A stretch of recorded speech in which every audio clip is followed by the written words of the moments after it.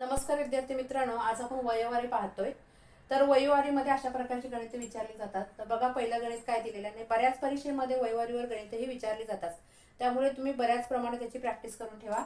तर ए व बी यांच्या आजच्या वयाचे गुणोत्तर 5:9 आहे.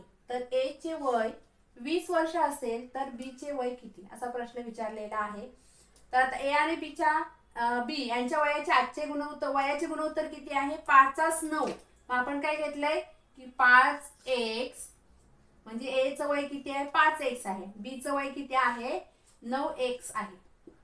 बरोबर आहे. तर ए चे वय 20 वर्ष असेल तर बी चे वय किती? तर आपल्याला बी चे वय काढायचं आहे. आता ए चं वय किती आहे? x वर्ष. मग 5x बरोबर 20.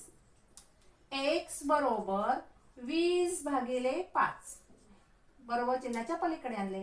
x बरोबर 5×4 = 20. x ची किंमत किती मिळाली आपल्याला? 4 मिळालेली आहे. मग आता बी चं वय किती आपण इथे घेतलेलं आहे? 9x. मग घेतलं बी चे वय बरोबर 9x बरोबर 9 × 4 बरोबर 36 वर्ष. बी चं वय किती मिळालं आपल्याला? 36 वर्ष.